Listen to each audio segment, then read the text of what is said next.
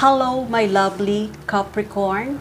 Kung nasaan ka man sa mundong ito, gusto kong batiin ikaw na good morning, good afternoon, good evening. Welcome to my channel, The Insightful Bee. Okay guys, alamin na natin ngayon ang mensahe para sa zodiac sign na Capricorn. Sa hindi pa nakapag-subscribe ng aking channel, huwag kalimutan i-click ang notification button at mag-subscribe sa aking channel para sa mga bagong videos at updates. So ngayon guys, sisimulan na natin ang pagbabasa sa zodiac sign na Capricorn. Shuffle muna natin guys ang card.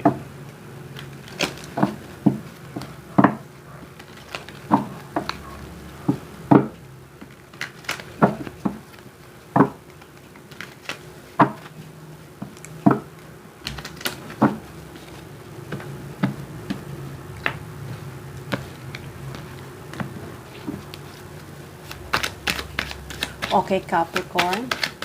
Ano nga ba ang message for Capricorn?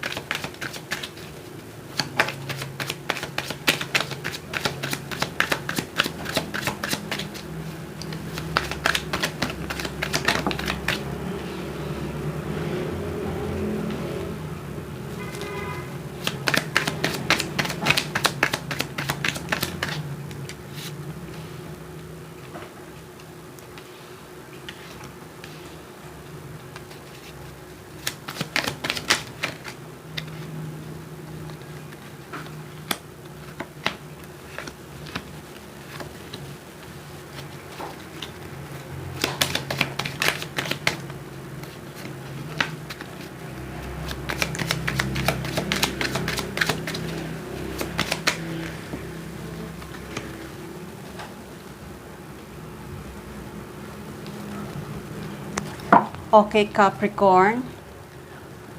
Bottom of the deck, Queen of Pentacles. Okay. Capricorn. Sa nakikita ko, may isang taong nagmamadali at gusto niyang magmadali pumunta sa iyo. Kasi itong tao na to, may gusto siyang sabihin para sa iyo. Hindi na siya makapaghintay. Talagang gustong-gusto niya na pumunta sa iyo. Kasi itong tao na to ay akala niya siguro sa pagiging silent niya ay hanggang doon na lang yon. Pero, sa pagiging silent niya, ay nasasaktan siya. Nasasaktan siya, maaaring hindi niya nasasabi sa'yo ang totoong nararamdaman niya. Kaya itong tao na to ay napaka-quiet lang nito. Pero, yun nga ang sabi ko, sa pagiging quiet niya, pagiging silent niya, na hindi niya sinasabi ang nararamdaman niya para sa'yo, hindi niya pala alam ay nasasaktan na siya. Nasasaktan na siya kasi na-fall in love na siya sa'yo.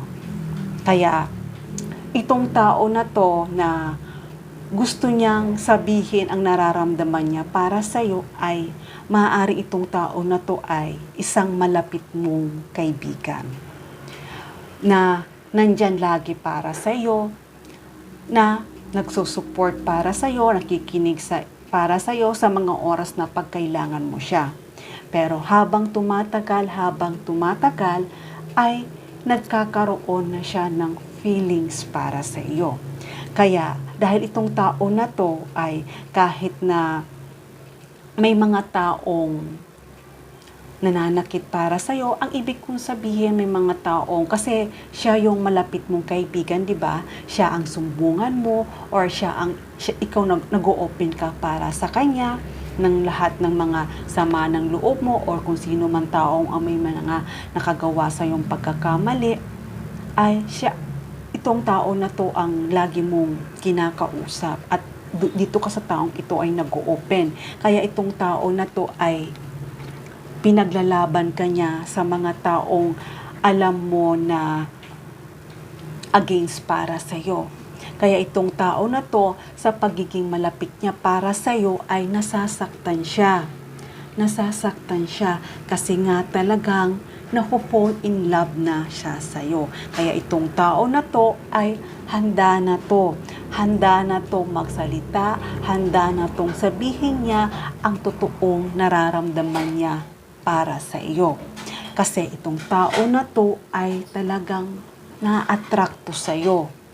Dahil nakikita ka niya na marami nagkakagusto para sa iyo, pero nakikita ka niya na napaka-energetic mo, ang ganda ng aura mo. Kaya naman yung mga tao mga taong hindi ka gusto ay nagsiselos. At itong tao na to ay siyang tagapagtanggol mo. Kaya itong tao na to, sa pakikipagtanggol niya sa iyo, sa ibang tao, ito ay ipaglalaban niya na rin ang pagmamahal niya para sa iyo. Kasi nga sinabi ko sa iyo na itong tao na to ay talagang napo-fall in love na ito sa iyo. Napo-fall in love na ito sa iyo.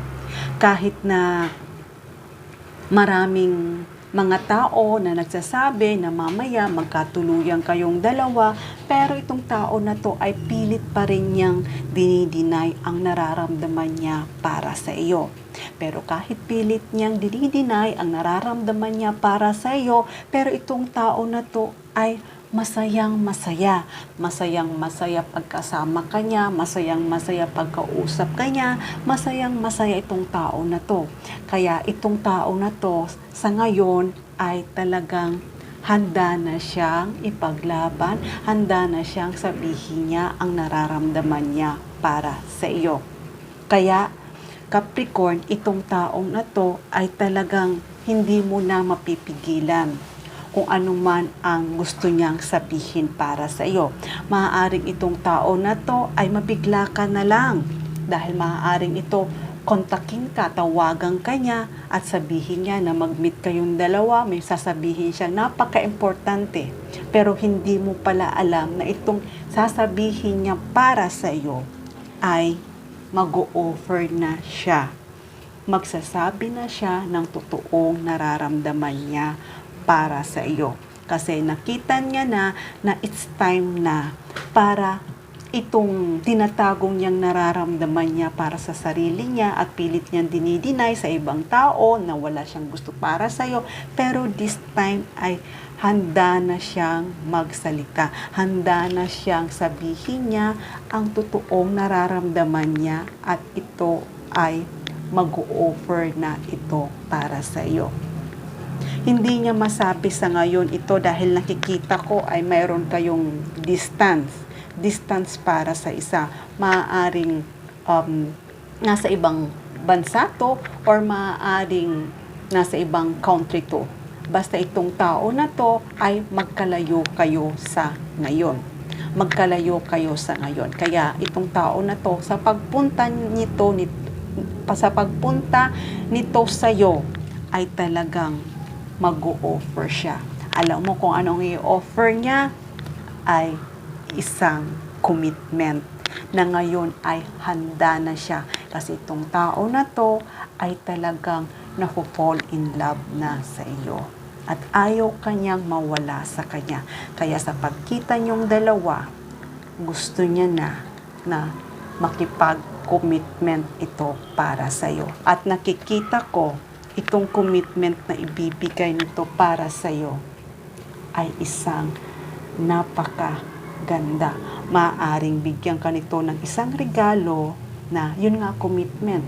Maaaring singsing na yayain ka na nito na magpakasal kayong dalawa. Kaya ngayon, alam niya na ang totoo Alam niya na ang totoo at malinaw na sa kanya na itong nararamdaman niya para sa iyo ay hindi niya na mapipigilan. Kaya Capricorn, itong tao na to ay talagang nagmamadali na siya na sabihin niya na itong nararamdaman niya para sa iyo. Kaya kahit anuman na conflict ang dumating, ay itong tao na to ay handa kang ipaglaban sa lahat. Kasi itong tao na to ay talagang masayang masaya siya kapag ikaw ang kasama niya. At hindi lang yun, siya talaga ang happiness mo. At hindi lang yon, alam ko na may feelings ka rin para sa kanya. At nakikita ko na itong pagpunta niya sa'yo ay isang successful to.